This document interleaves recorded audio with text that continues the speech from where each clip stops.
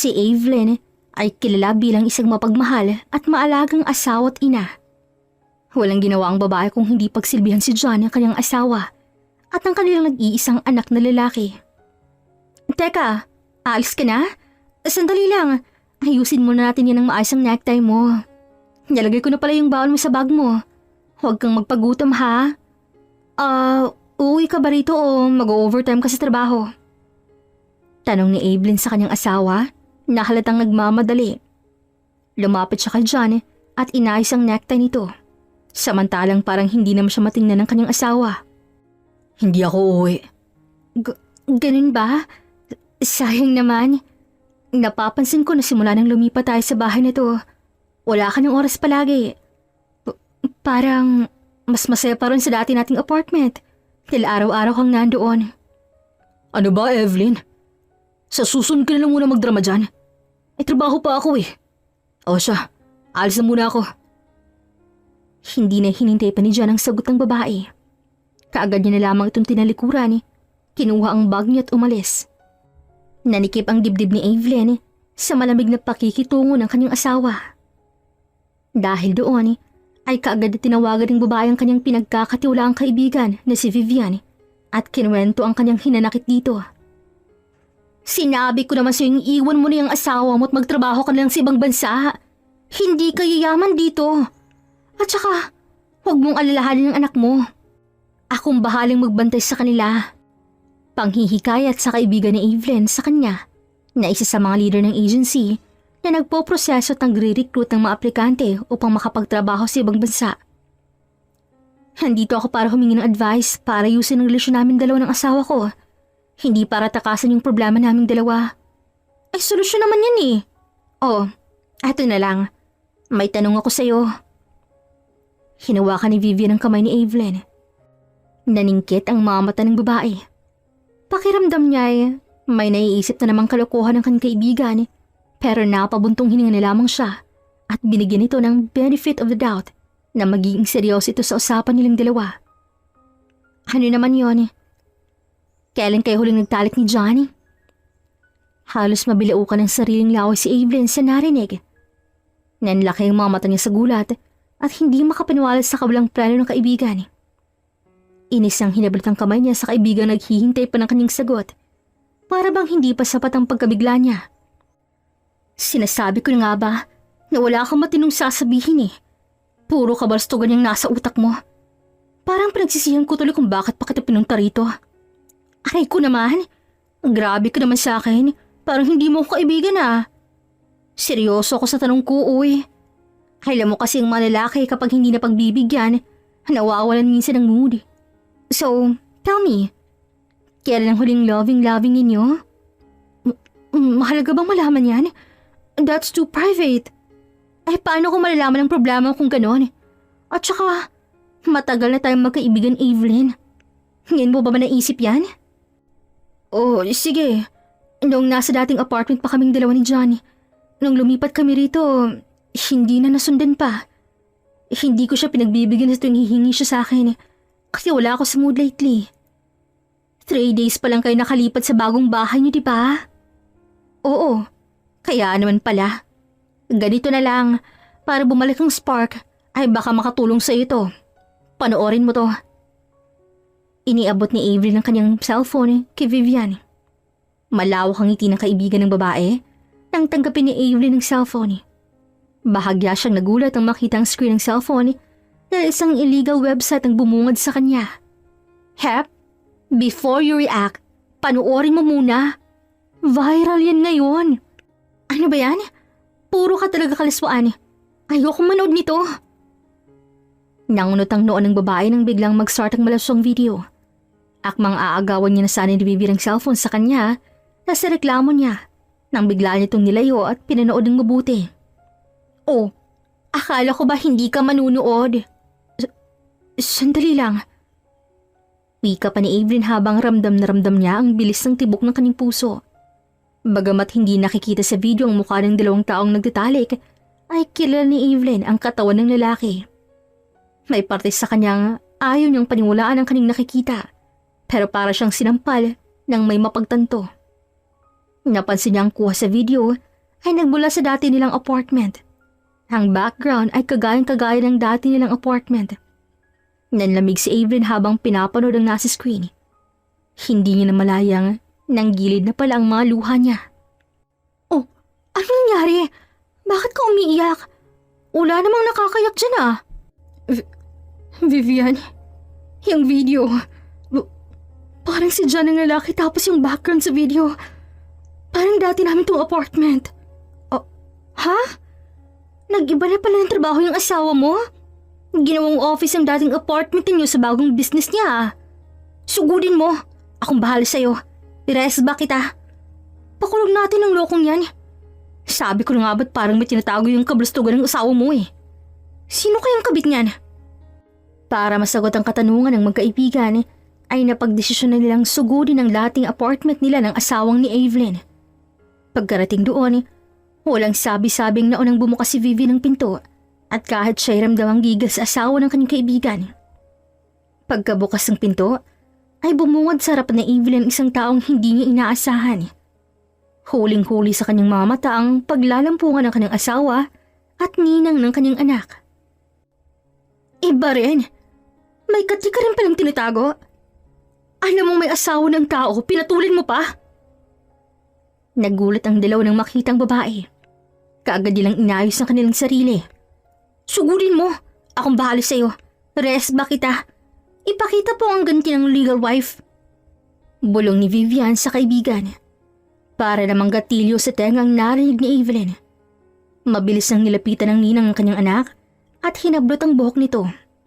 Maging ang damit ng babae ay sinubukan niyang hilahin at dahil doon ay parang makikita na ang kaluluwa ng babae. Samantala, sinubukan ni John lumapit upang awatin sana si Evelyn. Pero si Vivian ay kaagad na humarang sa kanyang harapan. Maliit lamang ang kaibigan ni Evelyn, kaya mabilis din siyang napagilid ni John na parang kitchen lang. Pero bago pa sila mahabol ng lalaki, ay naikalad ka din ng babae ang ninang ng kanyang anak. Nakabit din ng kanyang asawa. Kaya pala halos araw-araw ka rito sa apartment na to noon? May pasabi-sabi ka pang bibisitahin mo yung anak ko? Yun pala ibig yung tinatarget mo? Kung hindi ang asawa ko? At pasabi-sabi ka pang bibisita ka sa bahay sa susunod na busy ka sa trabaho mo? Yun pala asawa ko ng tinatrabaho mo? Ang kapal ng mukha mo? Hindi ko kasalanan kung bakit nagsawa na sa iyong asawa mo. Hindi mo kasi pinagbibigyan sa kama, kaya ako tuloy na kama niya. Masyado kang pakipot at wadamot sa asawa mo. Pinupunan ko lang naman ang pagkukulang mo sa kanya na alam kong kailangan ng malalaki. Ang kapal ng mukha mo? Ang sabihin mo, makati ka talaga. May asawa ka na pero nangagaw ka pa ng asawa ng iba. Hindi ka makontento sa isa. Matapang ka? Ipakita natin ang tapang mong bruha ka. Patuloy na kinakaladkad ni Evelyn ang buhok ng kabit ng asawa hanggang sa makarating silang dalaw sa labas ng apartment. Pinagtitinginan sila ng mga tao. Ang iba ay lumabas ng kanilang bahay at halatang nakikiusyoso lamang sa nagaganap sa kanila. Nakikita niyo bang babaeng to? Ay tong walang hiyang to ay walang iba kung hindi ang kabit ng asawa ko na ninang pa mismo ng anak ko. Hindi pa nahiya. Naka-video pa talaga yung pagtatalik nila. Congrats! Viral na kayo. Kilala na kayong sikat na ahas ng asawa ko. Pangangalanda ka ni Evelyn. Kitang-kita naman ang kahihiyan sa itsura ng kabit ng asawa ng babae. Lalo pa nang nagsilabasan ng cellphone ng iba at nakatutok ang kamera sa trado na ninang ng mga anak ni Evelyn. Maya-maya pa'y nagulat ang lahat nang biglang sumulpot ang mga pulisya. Nagulat ang kabit ng asawa ni Evelyn nang makita ang asawa ng babae. Hulihin mo muna yung babae yan. Ikulong ninyong manlolokong yan. At yan, isama mo ng lecheng kabit niya yan. Sigaw ng lalaki sabay turo sa asawa ni Evelyn, nakakalabas lamang. Hindi alam ni Evelyn kung paano niya nalampasan ang araw na yon. Nagtulungan silang dalawa ng asawa ng kanyang traidor na kumari. Kinasuhan nilang dalawang ahas ng adultery. Salamat ha, Evelyn. Sa pagtulong mo sa akin, ipakulong ang asawa ko at asawa mo. Parehong tayo ang biktima rito. Kaya salamat din sa pagtulong mo sa akin, ipakulong sila. Ikaw ang pinoproblema ko eh. Mahirap maging single mom. Hindi kami katulad ng asawa ko na wala pang anak. Pero kayong dalawa ni John, ay 2 anak na. Ayokong isipin mo na akong dahilan ng pagkasira ng pamilya ng asawa mo. Wala kang kasalanan. Hindi naman ikaw sumira ng relasyon namin eh. Siyang sumira ng lahat. Kaya naghiwalay naman kami at nakulong siya. Kasalanan niya yon. Hindi namin kailangan ng padre di pamilya na katulad niya. At huwag ka mag-alala sa mga anak ko. Ako nang magpapaliwanag sa kanilang lahat. Hindi naging madali kay Evelyn ang lahat. Nag-file siya ng annulment sa kanyang asawa at pinakulong ito. Samantalang, bagamat nahihirapan siya ay nagagawa niyang ipaliwanag sa kanyang anak ang mga totoong nangyari. Akala ni Evelyn ay matatapos na ang kanyang paghihirap, lalo pa nung naisip niyang mag-ibang bansa para magtrabaho. Nakaplano ng lahat, maging ang kanyang mga papeles. Ngunit parang biglang gumuho ang mundo niya nang may matuklasan siya. Nanginginig ang kamay ni Evelyn habang hawak-hawak ang pregnancy test na may nakaguhit na 2 linya. Palatandaang buntis siya. Paano na yan? Walang hiya naman yung asawa mo. Binaunan ka pa talaga ng anak bago makulong. Napaupo si Evelyn sa gilid ng kama. May stulang binagsakan ng langit at lupa. 1 linggo bago siya sumailalim sa medical exam ng agency. Kapag nalaman lang buntis siya, siguradong canceled ang lahat. Pwede ba natin gawin ng paraan to? Hindi rin naman pwede nating ipalaglag ng bata, Evelyn. Kasalanan yun. Hindi ko na alam ang gagawin ko, Vivian. Hirap na ako. Hindi ko alam kung anong ipapakain ko sa mga anak ko kapag dito lang ako magtitiis sa Pilipinas. Problemadong wika ni Evelyn. Bahagya pa siyang napahilamos sa kanyang muka at hindi maiwasang mapahigbi. Samantalang maging si Vivian ay problemado namang nakatingin sa kanya at parang nadadamay na rin sa problemang meron siya na kinakaharap niya ngayon. May kilala akong fixer. Sa medical ang problema mo, di ba? Kung makakakuha ka ng clearance sa malinis, baka makalusot pa. Napatingin si Evelyn sa kaibigan. Nanginginig ang kanyang mga kamay habang pilit niyang tinitago ang kaba sa dibdib. Alam kong maling itago to. Pero, anong ipapakain ko sa kanila? Anong ipapakain ko sa anak ko kung mananatili ako rito? Wala na akong trabaho. Wala na si Johnny. At iniwan niya bago pa siya makulong. Hindi ako pwedeng tumigil, Vivian. Kung gagawin mo to, kailangan mong panindigan. Wala ka nang pwedeng pagsabihan. Wala kang pwedeng pagkatiwalaan. Walang pwedeng makaalam ng sikreto na to. Pero, paano kung matutuklasan nila yun, Evelyn? Panigurado na kapag matutuklasan man nila, ay nakapag-ipon na ako. Hindi naman ako makukulong, di ba? Papauwi naman nila ako dito sa Pilipinas, di ba? Depende. Evelyn, nasa ibang bansa ka na noon. Ibang kultura, ibang batas.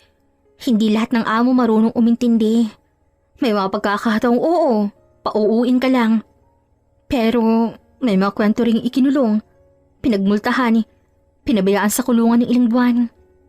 Desidido na ako, Vivian. Kung mananitili ako rito, sigurado na ang kapalaran ko kung hindi ay gutom, puno ng utang, kahihiyan, at maghihirap kami ng mga anak ko rito sa Pilipinas. Pero kung susubukan ko, may pag-asa akong mabigyan sila ng mas maayos na buhay. Kahit pansamantala, kahit sandali lang, handa akong panagutan ng kahihinatnan. Walang magawa si Vivian sa desisyon ni Evelyn. Kaya na may agaran niyang tinulungan ng kanyang kaibigan kahit pareho nilang alam na mali ang ginagawa nila. Lalo pat wala silang ideya kung ano man ang kahihinatnan ng mga pinagagawa nila. Sa tulong ng fixer, nakuha niyang peking medical certificate. Negatibo lahat, pati sa pregnancy. Hanggang sa nakatanggap na ng tao si Evelyn mula sa agency. Ma'am Evelyn, pass na po lahat ng requirements po ninyo. Prepare na po for PDOS training. Target deployment nyo in 1 month to Kuwait. Halos hindi makagalaw si Evelyn matapos marinig ang tawag mula sa agency. Nanginginig ang kamay niyang may hawak pa ng cellphone habang tila nag-aalangan kung matutuwa ba siya o matatakot. Kuwait, 1 buwan na lang. Tahimik si Vivian sa gilid. Nakaupo sa silya, yakap ang unan. Pinagmamasta ng kaibigan niyang tila pinipilit paninigan ang pinili nitong landas. Ito na yun, Vivian. Wala nang atrasan. Lumipas ang mga linggo, dumaan si Evelyn sa PDOS training kasama ang iba pang aplikante. Madalas siyang tahimik, palaging nakasuot ng jacket o di kaya mga maluluwag na damit. Hindi pa man malaking tiyan niya pero sinisigurado niya na lahat ng kahit pakiramdam niya ay parang napaparing kung minsan sa sobrang pag-iingat. Lihim niyang binibilang ang mga araw, hindi lang para sa flight niya, kundi pati ang malinggo ng kanyang pagbubuntis. 10 weeks na ang bata. Minsan sa galitnaan ng training, biglaan lang siyang nahihilo. Pero agad siyang magpapalusot na may high blood lamang siya sa tuwing tatanungin siya. Dumating ang araw ng biyahe. Bit-bit ang malit na maleta at simpleng backpack. Lumuwas si Evelyn sa airport kasama ni Vivian. Habang nasa pila sa check-in, napansin ng isang staff ang kanyang maluwag na damit at malamlam na mukha. Ma'am, okay lang po kayo? Opo, medyo puyat lang po. First time ko po kasi. Tumango ang staff at binaliwala ito. Pagkatapos ng ilang minuto, nakalampas siya sa immigration. Nakalampas siya sa x-ray at walang may nakapansin. Hindi alam ni Evelyn kung paano nangyari yon dahil hindi siya nahuli. Pero iniisip niyang swerte niya na yon para sa kanya. Dahil umaayon ng tadhana sa kanyang gustong mangyari sa buhay at kinabukasan ng mga anak niya sa kanyang sakripisyo. Evelyn, eto na talaga to. Wala ka ng ibang hawak kundi panalangin. At pag-asa. Tumawag ka kapag may free time ka ha. Para may quality time ka pa rin sa mga anak mo kapag nasa ibang bansa ka na. Tatawag ako, Vivian. Ikaw nang bahala sa mga anak ko ha. Ingatan mo sila. Huwag na huwag mong silang pababayaan. Huwag kang mag-alala. Magpapadala ako ng pera para hindi ka mahirapan sa kanila. Kapag may sapat ka na naipon, saka ka na magpadala. Ang importante ingatan mo ang sarili mo roon at subukan mo huwag ipalata ang pinagbubuntis mo. Natatakot ako na baka mabuking ka agad at may masamang mangyari sa'yo, Evelyn. Pero hindi kita mapipigilan kung etong desisyon mo. Salamat, Vivian. Nang makapasok si Evelyn sa loob ng eroplano, ay hindi pa rin mawala-wala ang kanyang kaba. Iniisip niya na lamang ang ginagawa niya na lamang to para sa kinabukasan ng kanyang mga anak upang pagaanin ang kanyang loob. Sa malalim na pag-iisip, hindi na malaya ni Evelyn na nakalapag ng eroplano sa destinasyon. Nang makababa ang babae, ay isang marang hampas ng hangin sa airport ng Kuwait ang naunang bumungad sa kanya. Nagpalingalinga si Evelyn sa paligid.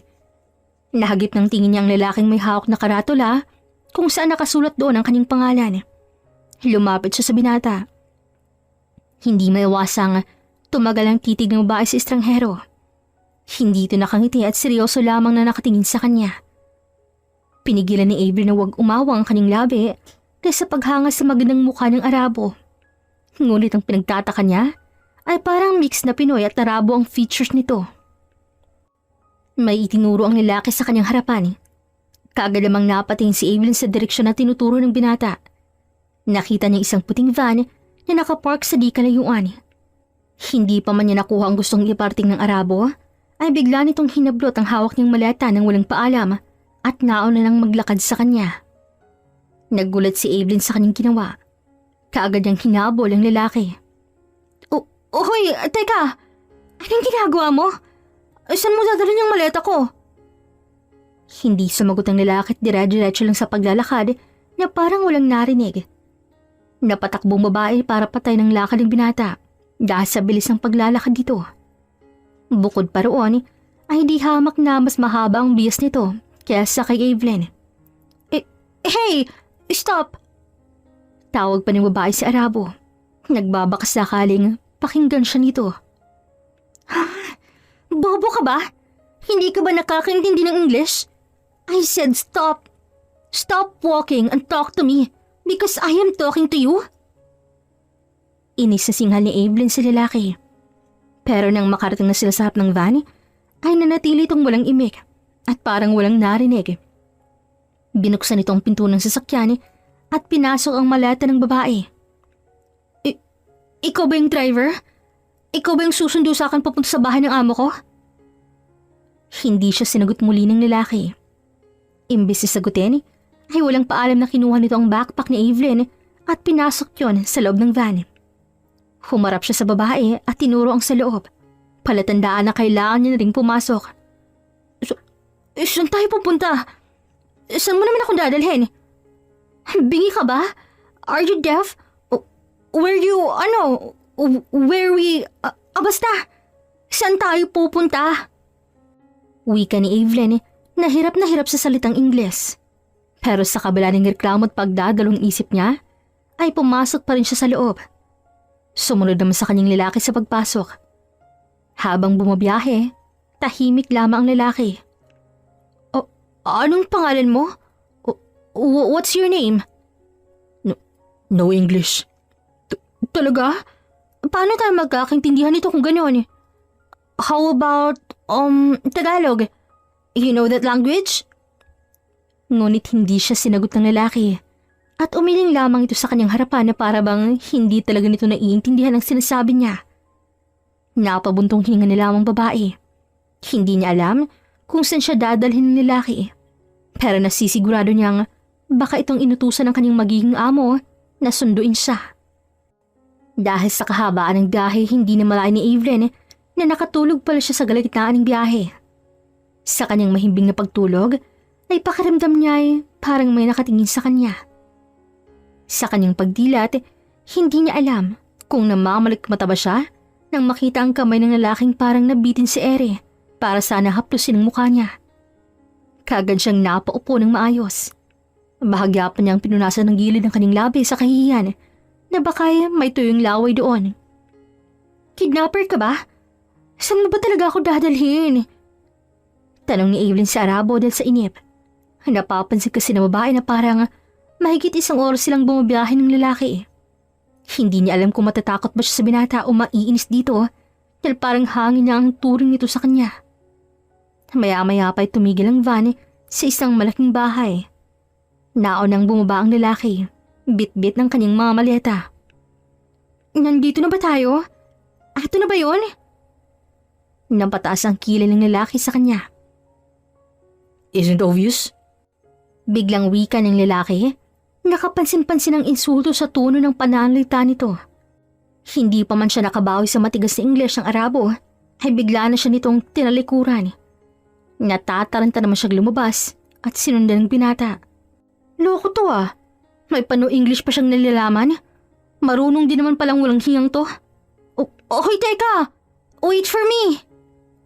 Wika pa ni Evelyn at tinakbong distansya nila ng Arabo.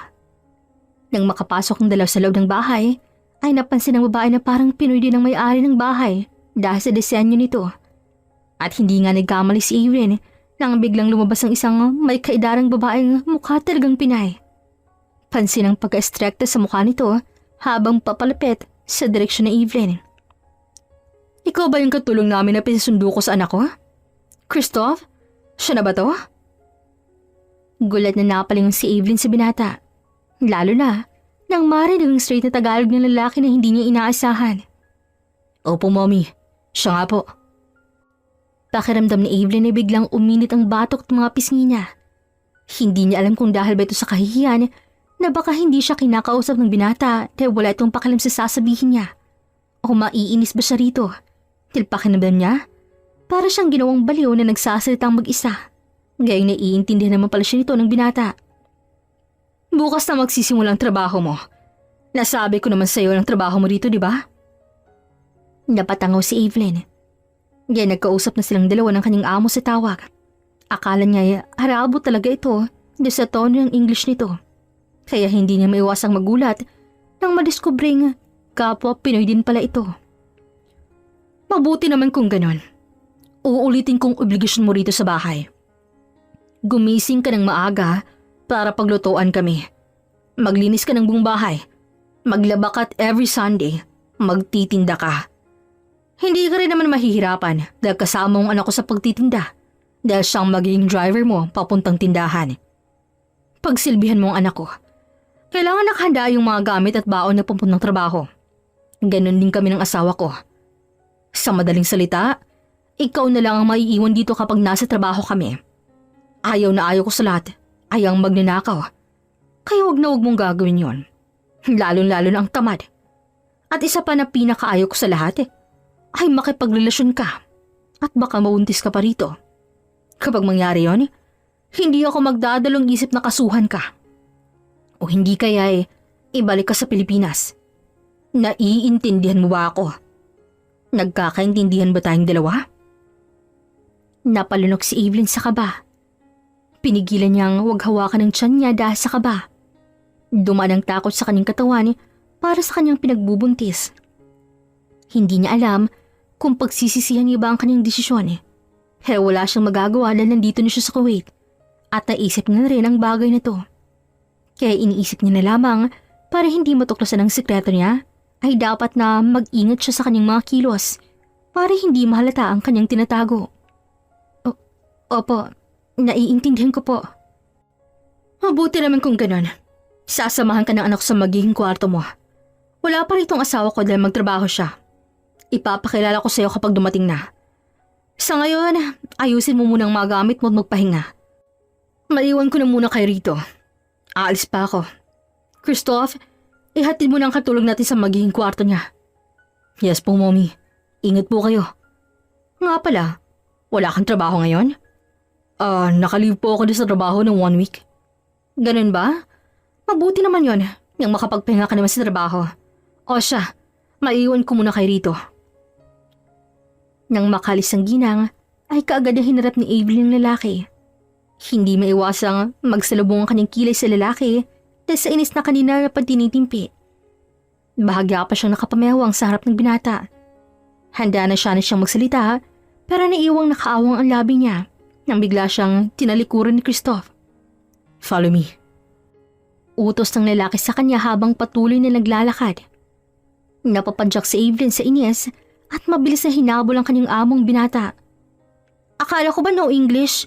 Marunong ka naman pala. Tinanong kita kanina gamit ang Tagalog pero hindi mo ako sinagot. Tapos marunong ka naman pala mag-Tagalog. Ginawa mo kong tanga kanina. The answer is simple and obvious. Ayokong makipag-usap sa isang katulong. Pakiramdam ni Evelyn ay biglang pumantig ang tenga niya sa kanyang narinig. Hindi niya napigilang sagutin ang pang-iinsulto ng kanyang amo sa kanyang trabaho. Iniinsulto mo ba kaming mga katulong? Nainsulto ba kita? Hindi porket isa akong katulong ay kailangan mo na akong insultuhin. Parehas tayong tao rito. Kaya wala kang karapatang malitin ang trabaho ko. Dahil alam ko sa sarili ko na matinong trabaho ako. Parehas na tayo nagtatrabaho. Ang pinagkaiba lang, ibang antas ng trabaho tayo. Pero pareho pa rin yun.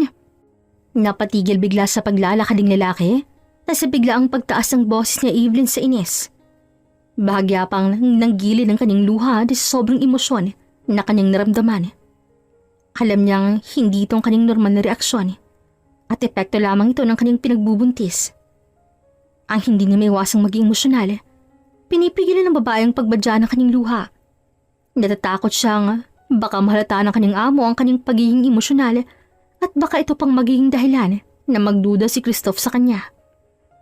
Nang makita ng lalaki ang kanyang reaksyon, ay bigla itong natigilan. Maya-maya pa napabuntong hininga ito at lumambot ang ekspresyon ng kanyang muka. Sinabi ko lang naman na ayoko may kapag-usap sa katulong. Dahil yun ang bilin sa akin ni Mommy. Sinunod ko lang utos ng ina ko. Hindi lang talaga naging kumpleto yung statement ko sa'yo. Pasensya na kung pakiramdam mo. Nainsulto kita sa sinabi kong yun. Sinagot ko lang naman ang tanong mo sa akin. Hindi ko minamalit ang trabaho mo. Kung yun naman ang iniisip mo. Seryosong wika ng lalaki at nagsimula ng muling maglakad. Natahimik na lamang si Evelyn. Hindi na siya nagsalita pa o umangal sa biglaang pagtalikod sa kanya ni Christoph. Hinayaan niya na lamang yon at pinigilang huwag maging emosyonal dahil baka mabuking pa siya at biglang ma-stress at ma-hospital bigla. Baka yun pang maging dahilan ng paglantad ng kanyang tinatagong sikreto.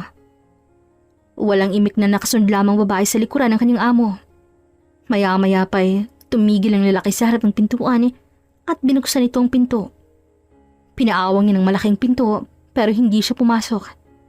Pinasok niya lamang maleta ni Evelyn na kanina niya pabitbit, maging ang backpack ng babae. Etong maging kwarto mo. Huwag ka mag-alala. Kompleto ng mga gamit dyan sa pagtulog mo. May electric fan at may malambot na kumot na riyan. Naiwan kita rito. Magpahinga ka na. Lumabas ka rin mamaya kapag dumating si Daddy. Hindi na hinintay pa ng lalaki ang sagot ni Evelyn nang bigla niya na itong tinalikuran ng walang paalam. Napairap na lamang babae habang sinusundan ng tingin ng kanyang amo na dire-diretso sa paglalakad hanggang sa tuloy na itong mawala sa kanyang paningin. Antipatiko at bastos ka? Akala mo naman kung sino ka? Inis na anas pa ng babae. Nanlaki ang mga mata ni Evelyn nang biglang sumulpot si Christoph sa kanyang harapan. Hindi niya na malayang bumalik pala ito. Marahil, narinig ang inis na bulong niya. Akala ko nakalis ka na. Bakit ka bumalik? Kinakabahang tanong ng babae. Lalo pa nang mapansin ang malamig na tingin ng lalaki sa kanya. Napalunok bigla si Evelyn nang imbis na sagutin siya ng kanyang amo na binata, ay gumuhit lamang ang ngisi sa labi nito. Dahan-dahan itong naglakad papunta sa kanya. Kaagad namang napatras ang babae sa kaba. Pakiramdam niya ay pinagpapawisan ang buo niyang katawan. Sa kanyang pag-atras ay hindi na malayo ni Evelyn na tuluyan na silang nakapasok sa kwarto. Nagulat pa ang babae nang biglang isara ng binatang pinto ng kwarto. Bumigat ang paghinga ni Evelyn nang mapagtanto na tanging sila lang dalawa ni Christoph sa loob niyon. Anong ginagawa mo? Nauutalawi ka ng babae habang patuloy na umaatras. Sa kanyang patuloy na pag-atras ay gayon din naman ang paghakbang ng binata papalapit sa kanya. Ni hindi man lang ito kumukurap habang nakatingin sa kanya ng diretsyo. Pakiramdam ni Evelyn ay parang hinahalungkot ng lalaki ang buong kaluluwa niya sa pamamagitan ng malalim na titig sa kanyang mga mata. Nagulat ang babae nang nawalan siya ng balanse at napaupo sa kama. Doon niya lamang namalayan na sobrang haba pala ng kanyang inatrasan. Huwag kang lalapit sa akin. Kahit gwapo kay, hindi kita papatulan.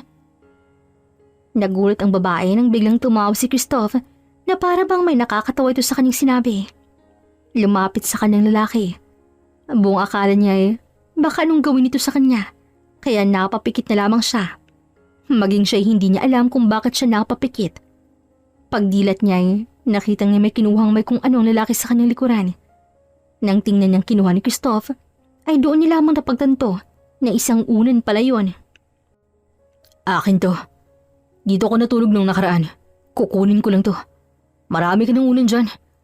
At sa susunod na magsalita ka sa akin ng kung ano-ano. Siguraduhin mong nakalayo na ako ha. O wala na talaga ako. Dahil sa susunod na marinig ko ulit yung sinabi mo sa akin kanina, ay hindi mo magugusto ng gagawin ko sa'yo. Hindi ba ako nakalis kanina? Bumalik ako dahil naalala kong may naiwan ako. Tapos maririnig ko na lang na gano'n ang pinagsasabi mo sa akin. Mali ko bang babalik ka? At bigla ka nilang yatang susulpot sa harap ko. Hindi mo lang napansin ang pagdating ko. Dahil abala ka sa pagsusumpa sa akin. Huwag mo lang iparinig sa akin ang pagsumpa-sumpa mo sa akin ha. Na parang hindi mo ko amo. Bakit? Totoo namang sinasabi ko ah. Hindi ko sasabihin yon kung hindi gano'n ang pakikitungo mo sa akin. Hindi niya alam kung saan siya kumuha ng lakas na loob para sabihin niya yon sa harap ng kanyang amo. Nang mapagtanto niya ang kanyang ginawa, ay pinagmumura niya ang kanyang sarili sa kanyang isipan at halos tampalin niya ang kanyang sariling noo dahil sa kanyang pinagagawa. Pakiramdam niya ay hindi pa nagsisimula ang kanyang trabaho ay mapapatalisik na siya agad. Hihingi na sana si Evelyn ng pasensya kay Christoph nang biglang nagsalita ang lalaki. If you won't stop cursing me, hindi ako magdadalawang isip na halikan ka. Nanlaki ang mga mata ni Evelyn sa gulat sa kanyang narinig. Anong pinagsasabi mo riyan? May mga anak na ako. My mom told me na single ka raw. Oo, single. Single mom ng 2 bata. Wika ng babae at hindi na dinamay sa bilang ang bata sa kanyang sinapupunan. It doesn't matter to me. Ang importante, wala kang asawa. Nakangising wika pa ng kanyang amo. Kumabog ang dibdib ni Evelyn. Mabuti na lamang ay bigla na siyang tinalikuran ni Christoph bago pa man sumabog ang kanyang dibdib. Hinang makalis ang lalaki sa kwarto ay napahawak siya sa kanyang dibdib sa bilis ng tibok nito. Lokong lalaki yun ah. Wala akong balak pumatol sa kanya.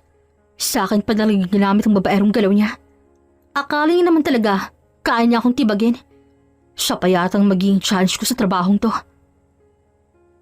Napasimangot na lamang siya at sinubukang alisin sa kanyang isipan ang kanyang binatang amo at sinimulang ayusin ang kanyang mga damit sa aparador. Pagkatapos ng kanyang ginagawa, ay tinawagan niya ang kanyang kaibigan at kinausap ang kanyang mga anak. Pagkatapos, ay nagpaalam na siya sa mga ito na magpapahinga muna. Sa pagpapahinga ni Evelyn, ay hindi niya namalayang nahila na pala siya ng antok. Sa kanyang mahimbing na tulog, ay kaagad siyang lalimpungatan nang maramdaman ng mahinang kamay na tumatakip sa kanyang braso. Nang idilat ng kanyang mga mata, ay bumungod sa kanyang bagong ligo na si Christoph. Natatarantang napaupo ng maayos si Evelyn. Bago niya patanungin ng lalaki, ngunit kaagad niya itong nagsalita na para bang alam na nito ang tanong niya para sa binata.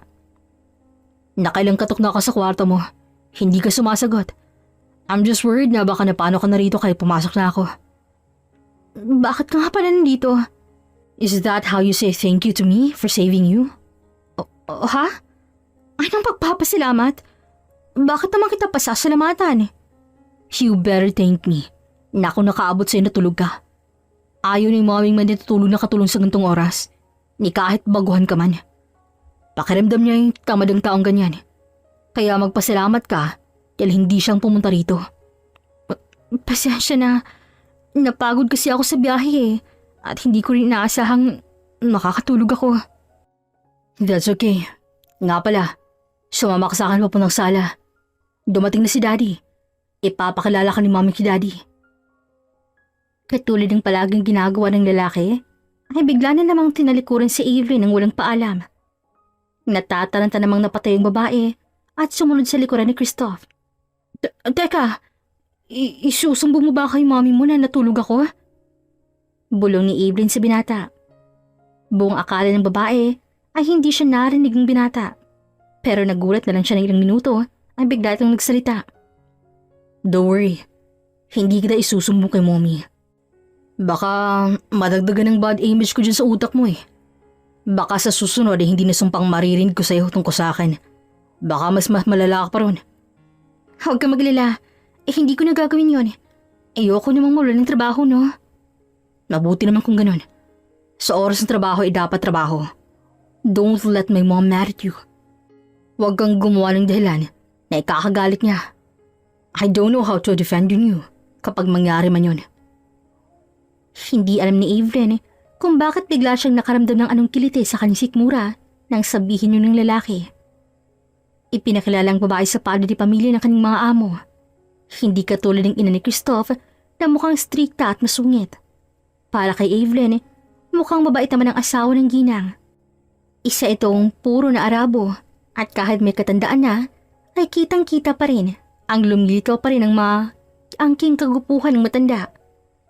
Kaya hindi may pagkakaila ng babae kung bakit ganoon nilang kagwapo ang nag-iisang anak ng mag-asawa ni si Christoph dahil na rin sa namala niya ito sa kanyang mga magulang. Hindi na malay ni Evelyn na umabot na sa 2 buwan ng kanyang pagtatrabaho. Ang kanyang sahod na natatanggap ay ang kalahati pinapadala niya sa Pilipinas. Samantalang kalahati naman ay dinadagdag niya sa kanyang ipon. Napahawak ng babae sa kanyang tiyan. Medyo may kalakihan na ito. Pero pasalamat na lamang si Evelyn dahil sa kanyang suot ay hindi nahahalta ang kanyang tiyan. Habang naglalakad ang babae papuntang kusina, ay kaagad siyang nakaamoy ng kakaibang amoy. Amoy na hindi niya nagustuhan dahil pakiramdam niya ay parang mabubuwal siya sa disgusto sa amoy na yon. Dadata ng babae si Christoph na nalulutong mag-isa. Hindi niya na napigilan nang bigla siyang masuka. Mabilis siyang napasuka sa lababo. Naramdaman ni Evelyn ang pagkataranta ng kanyang amo nang makita ang sitwasyon niya. Kaagad siya nitong nilapitan. Halos duman ang libo-libong kuryente sa katawan ng babae nang maramdaman ang mainit na palad ni Christoph na humahaplos ng marahan sa kanyang likuran. Are you okay? Masama bang pakiramdam mo? Matagal bago nakasagot si Evelyn dahil ang kanyang atensyon ay ang kanyang pagsusuka at may kakaibang amoy ng niluluto ng lalaki na pakiramdam niya ay napapabaliktad ng kanyang sikmura. Okay lang ako. Medyo sumama lang talagang pakiramdam ko. Wika ng babae ng makabawi. Ngunit ang kanyang kamay ay nakatakip sa kanyang ilong para hindi maamoy ang niluto ni Christoph at para maiwasan na rin ang magmabuwal ulit. Sigurado ka ba? Oo, pasensya na. Bakit mo tinatakpan yung ilong mo? Nagtatakang tanong ng lalaki nang mapansin ang pagtakip niya sa kanyang ilong. Bahagya pa nga napaamoy si Christoph sa kanyang damit. Natawa si Evelyn sa kanyang reaksyon. Hindi alam ng babae kung normal na tawa niya ba yon o dinaan niya lang sa tawa ng kanyang kaba. Natatakot siya na baka pag hinilaan siya ng kanyang amo. Ano ka ba? Hindi naman ikaw yung nababahuan ko eh. Kung hindi ang niluto mo. Medyo hindi ko bet kasing amoy ng mapagkaan niyo rito eh. Medyo weird. Kaso no choice ako dahil nasa ibang bansa ako. Kaya sa naman magutom ako manghina rito, di ba? Palusot ni Evelyn. May parte sa kanyang sinabi na totoo yun. Ngunit alam niyang mas lamang ang mga kasinungalingan doon. Napalunok ang babae nang makitang malalim na titig sa kanya ni Christoph na para bang tinitimbang pa nito kung paniniwalaan ba siya nito o hindi. Muntik nang mapahawak si Evelyn sa kanyang dibdib dahil sa lakas ng kabog ng kanyang puso. My mom's not here. Magbabakasyon daw sila ng isang buwan kasama si Daddy. Kaya tayo lang dalawang natitira dito sa bahay. Naisip kong paglutuan kita. Akala ko'y magugustuhan mo itong niluluto ko sa'yo eh. Biglang wika ng lalaki na kinabigla naman ng babae. Lalo pat ramdam ni Evelyn ang disappointment sa boss ni Christoph nang sabihin niya yun sa kanya. Bakit mo ko paglulutuan? Tanong ng babae. Sa isip-isip niya parang naging baliktad pang sitwasyon. Gayong hindi naman siya ang amo sa bahay nito. Gusto ko lang makabawi. Naging busy ako sa trabaho ko. Kaya madalang nang tayong makikipagsalmuha rito sa bahay. Nakikita nga tayo pero wala tayong proper na communication na dalawa. Alam mo yun? Sa amot katulong. Hindi ko maintindihan ang pinupunto mo. Hindi naman natin kailangan ng proper communication. Na pinagsasabi mo na yan.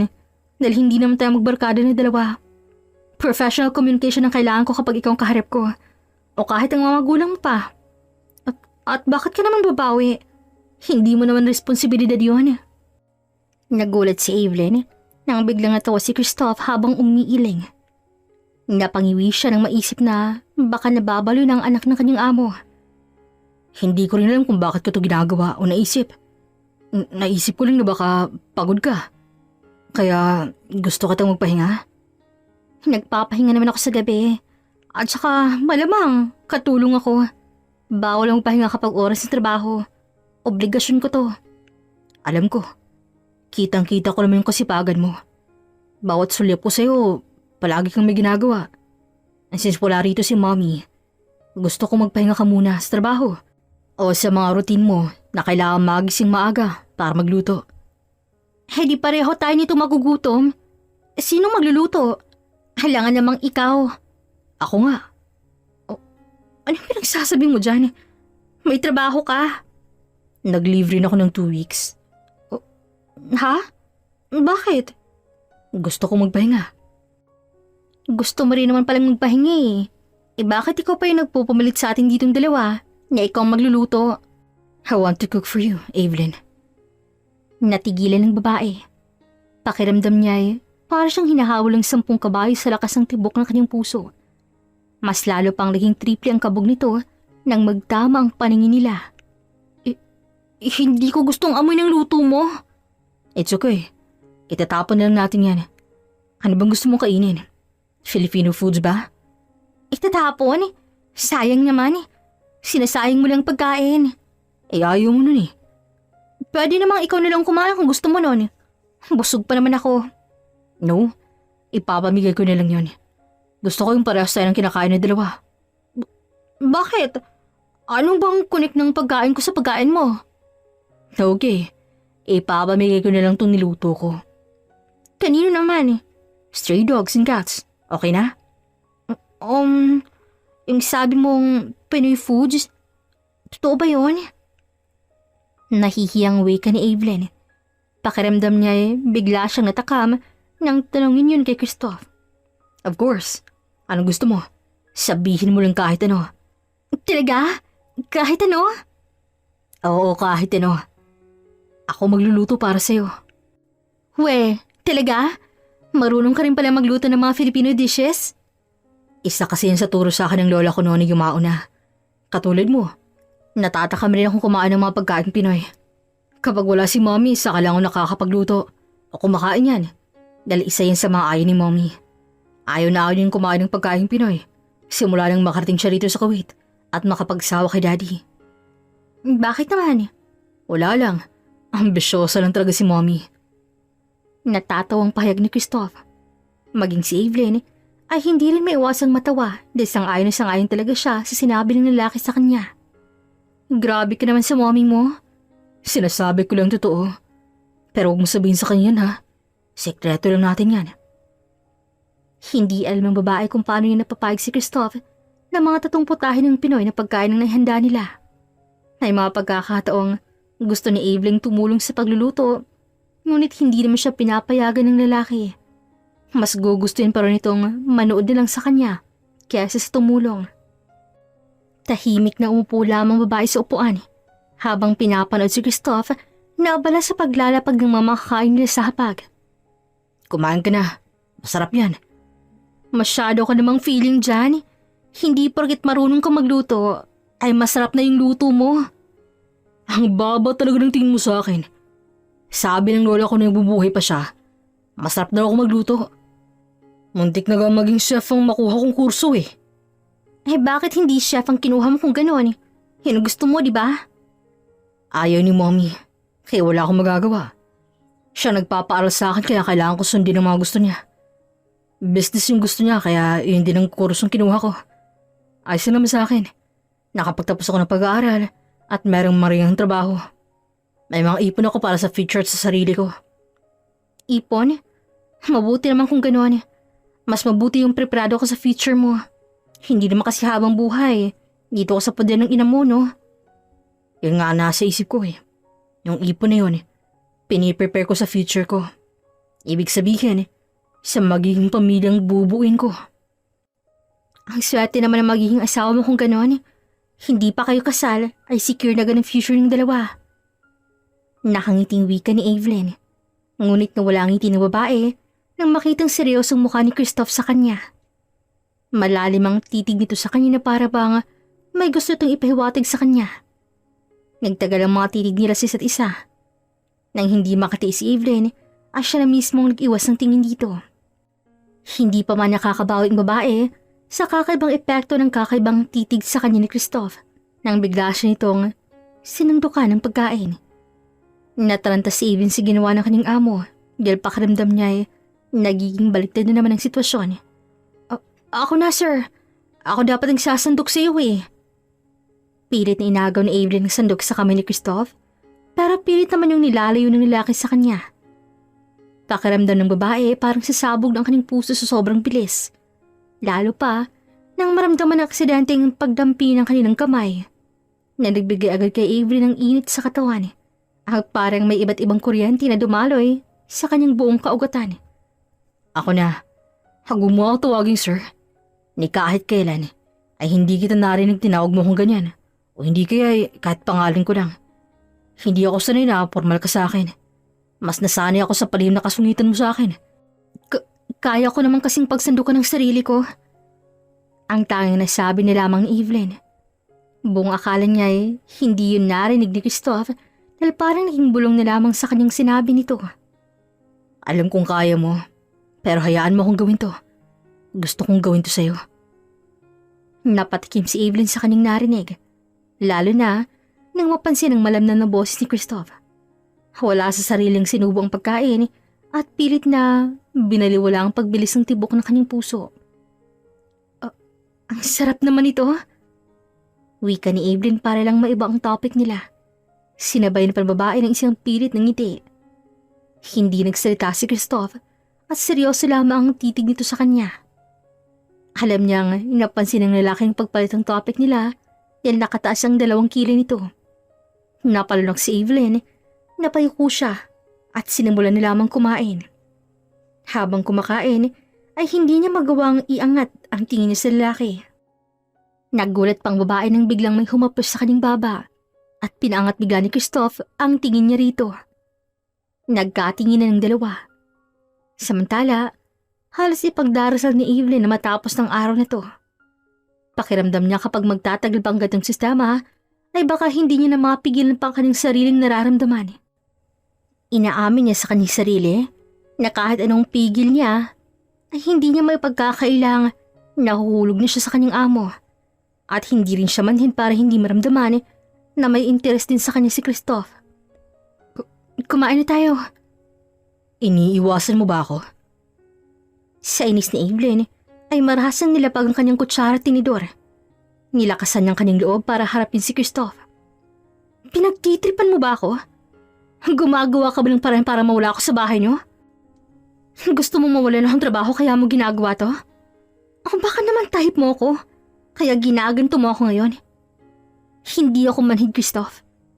Alam kong may binabala ka sa akin. Gusto kita, Evelyn. Sandaling natigilan ng babae sa kanyang narinig. Bahagya pang napaawang ang labi ni Evelyn. Pakaramdam niya nawalan siya ng boses at nawala lahat sa kanyang isip ang dapat na sasabihin niya rito. Sandaling nakakabinging tahimikan ang namagitan sa pagitan nila bago tuluyang nakabawi ang babae. Nababaliw ka na ba? May dalawa kong anak sa Pilipinas. Samantalang ikaw, walang anak at anak ka ng amo ko. Kung ano man yung trip mo sa buhay, huwag mo kong idamay. Of course. Alam kong may anak ka. Bago ka pa dumating dito, ay alam ko ng mga personal information mo. Inaamin ko nung una na akala ko, attracted lang ako sa'yo. Maniwala ka. Pinigilan ko naman kung ano man tong nararamdaman ko. Ginawa ko ang lahat makaiwas lang sa'yo at sa nararamdaman ko. Pero hindi ko kinaya. Nang nalaman ko na magbabakasyon sila mami at daddy, ay parang nabuhay na ako ng pag-asa sa'yo at alam kong mali. Alam mong hindi dapat pwede to. Mali ito, Christoph. Wala akong nakikitang mali rito, Evelyn. Gusto kita at walang mali sa nararamdaman ko sa'yo. Pero maling nararamdaman mo na yan na gantong sitwasyon nating dalawa. Oo, sabihin naman nating walang mali sa nararamdaman mo sa akin. Pero ang mali ay ang estado ng buhay natin ngayon. Naririnig mo mang sarili mo? Isang hamak na katulong lamang ako dito, Christoph. Higit pa ron, may dalawa kong anak sa Pilipinas. Tapos ikaw na may amo ko rito. Kaya maling-mali to. Evelyn, ang puso ko ng desisyon, hindi ang estado natin sa buhay. Wala akong pakialam kung may anak ka o kung amo mo ko. Tanggap kita kahit ano ka man. Tatanggipin ko rin ang mga anak mo. Handa akong buuin ka at ng pamilya na meron ka. Basta hayaan mo lang akong pumasok sa buhay mo at sa buhay ng mga anak mo. Handa akong panindigan ka, Evelyn. Kung kailangan kong humarap sa mga magulang mo at sabihin kong mahal kita, gagawin ko. Hindi kita pinaglolo ko. Hindi ito basta-bastang pagkagusto. At kahit pa ilang ulit mong tanggihan ako, hindi ko basta-basta kayang bawiin ang nararamdaman ko para sa'yo. Christoph, hindi ko alam kung anong pinapasok mo. Pero sana wag mo kong gawing dahilan para magulo lang ang buhay mo. Ayoko maging dahilan ng pagkagulo ng buhay mo. Lalo't may mga pangarap ka pa. Ikaw ang pangarap ko, Evelyn. Hindi akong pangarap mo. Hindi rin ang pamilyang meron ako ngayon. Kung ano man ang nararamdam mo ngayon, mas mabuti pang itigil mo na to hanggat maaga pa. Huwag mo nang palalain. Ayoko mawalan ng trabaho. May mga bagay ka pang hindi alam tungkol sa akin, Christoph. Huwag mong idamay ang sarili mo sa buhay ko. Baka pag nalaman mong lahat ng kwento ng buhay ko, mawawala na yung nararamdaman mo sa akin. Naniloko ka ng asawa mo? Nakabit niya ang ninang ng isa sa mga anak mo? Hindi may iwasang magulat si Evelyn sa sinabi ng lalaki. Bahagyapan ng laki ang kanyang mga mata sa gulat. Paano mo nalaman? Saan mo nakuha ang impormasyong yan? Nag-viral yung video mo na kinakalit ka ng kabit ng ex-husband mo. Natatawang wika ng lalaki. Ngunit si Evelyn naman ay hindi magawang matawa. Lalo pa sa kanyang iba naman ang nasa isipan ng babae. Natatakot siyang baka mas hindi pa tatanggapin ng lalaki kapag malaman ang kanyang pinagbubuntis. Lalo na't baka kapag malaman pa nito ang kanyang sikreto, ay baka isumbong niya pa ito sa kanyang mga magulang at masira ang kanyang plano para sa magandang kinabukasan ng kanyang mga anak. Sa tingin mo ba, mawawalang nararamdaman ko kapag nilaman ko yun? Baliktad, Evelyn. Habang pinapanood kita sa video, ay mas talo akong humanga sa'yo. Sa pagiging ina mo sa mga anak mo, hindi ka naging martir na asawa. Handa kang makipagsapalan dito sa ibang bansa para sa kinabukasan ng mga anak mo. Hindi ko alam kung bakit nagawa pa yun ang asawa mo sa'yo. Kayang alam kong isa kang mabuting asawa at magulang sa pamilya mo. Kahit ano pang sabihin mo, malili pa rin to, Christoph. Hindi ko gustong patutunguhan ang usapan nating dalawa. Nangihinang wika ng babae at napatayo. Pakiramdam niya ay bigla siyang nawalan ng gana dahil sa mga nangyari. Kaagad ang tinalikuran si Christoph, ngunit bago pa mo siya makalayo, ay napasinghap siya nang biglang hawakan ng lalaking kanyang pulsuhan at pinaharap siya nito sa kanya. Saan ka pupunta? Bakit mo iniiwasan ang usapan nating dalawa? At bakit mukha kang nasasaktan sa tuwing tinatanggihan mong nararamdaman ko sa'yo? Aminin mo na, Evelyn. Parehas na tayong dalawa na nararamdaman. Sabihin mo na sa akin. Aminin mo lang. Ako nang bahala sa lahat. Ipaglalaban kita kay mommy. Pasok na ako sa kwarto ko. Bigla kasing sumamang pakiramdam ko, sir. Pilit ng ngiti na uwi ka ng babae. Hindi niya na hinintay pang sagot sa kanyang lalaki at bigla niya nitong tinalikuran upang makalayo rito. Mabuti na lamang at hindi siya hinabol pa ni Christoph.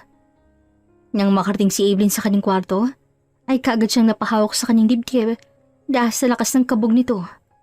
Upang pakalmahin ang kanyang sarili, ay kaagad din tinawagan ng kanyang kaibigan upang kausapin ang kanyang mga anak para doon kumuha ng lakas sa kanila. Pagkatapos ng mahabang tawag, ay naisipan ng babaeng magpahinga. Ngunit hindi niya malaya na nahila na pala siya ng antok.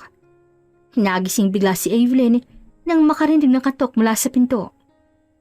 Kumain na tayo. Narinig niyang wika ni Christoph sa labas ng kwarto niya. Hindi na ilak yun ng babae. Sa isip niya, mabuti na lamang at hindi sinubukang pumasok ng lalaki sa loob. Mauna ka nilang, mamaya pa ako kain. Hindi ba ako gutom?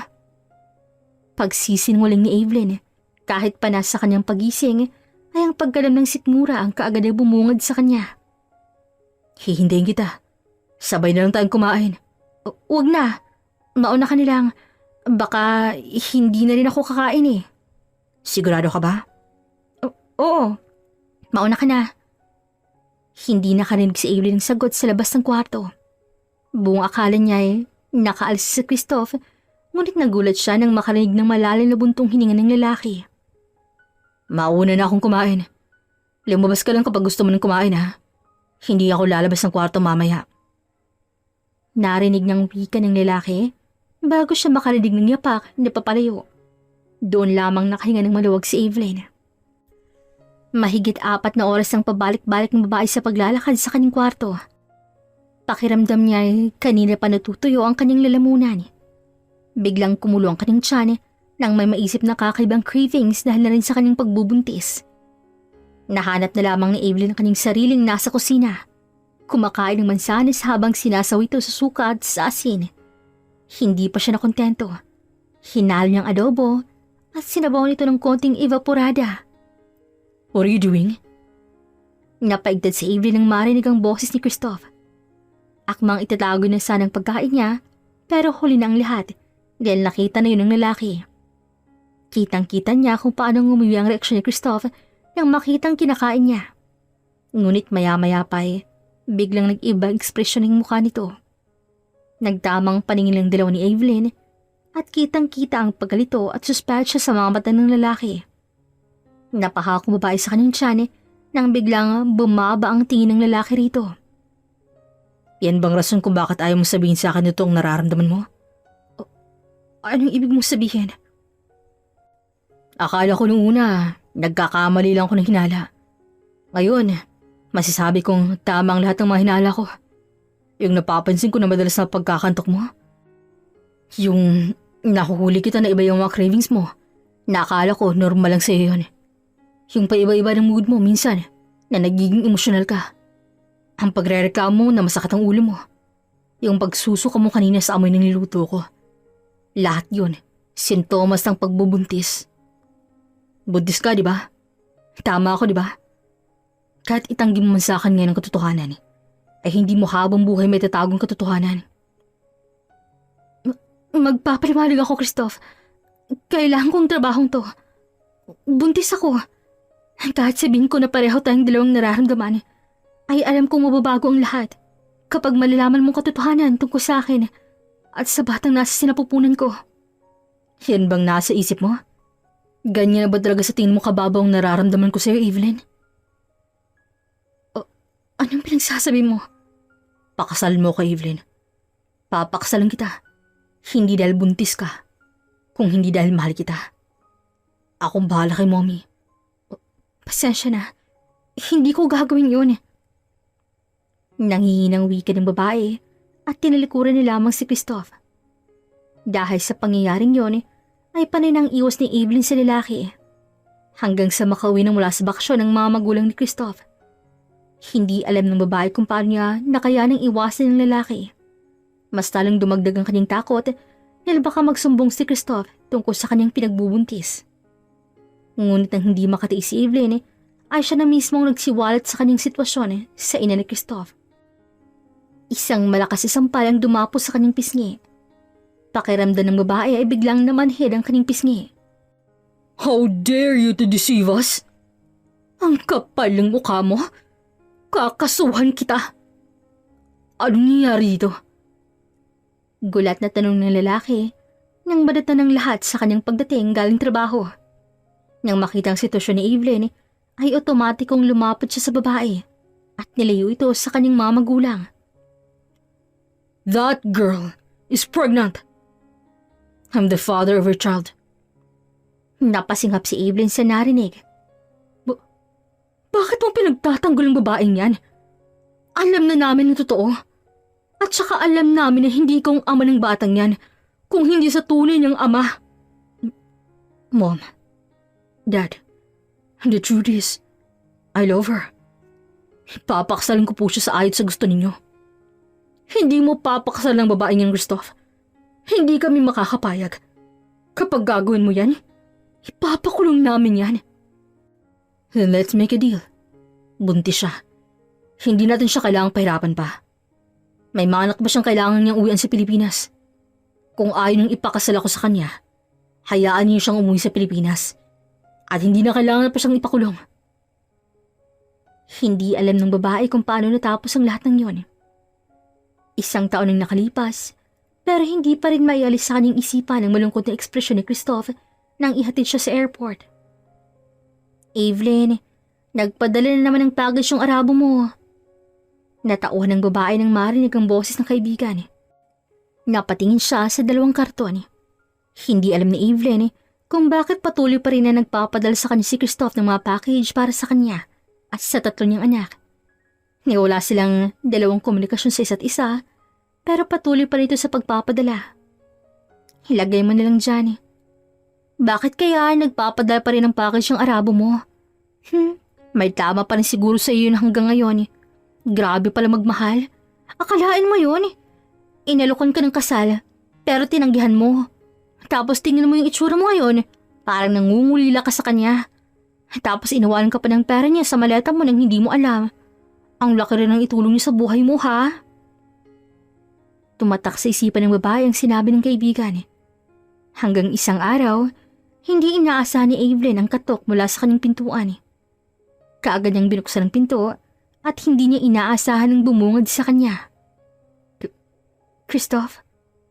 Mahal pa rin kita, Evelyn. Biglang wika ng lalaki sa kanyang harapan. 1 taon ako naghintay. 2 taon din akong umasa na balang araw. Matutupad pa rin ang pangako kung makasama ka. Evelyn, gusto kong bumuo ng pamilya. Kasama ka at kasama ang mga anak mo.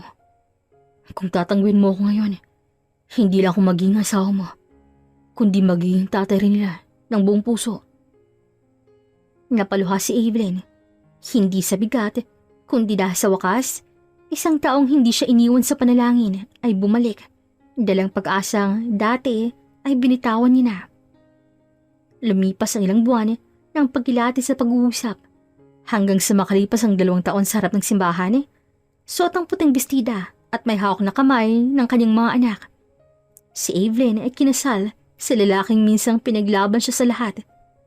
Hindi man naging madali ang lahat, sa bandang huli, nahanap nilang kapayapaan at isang tahanan sa Pilipinas, kung saan si Christoph ay hindi lang naging asawa, kundi isang ama na buong-buong pagtanggap at pagmamahal. Naway nagustuhan po ninyo ang kwentong handog namin para sa inyo. Hanggang sa susunod pong muli, this is Regine here in Miss Teen Stories. Daghan kaayong salamat!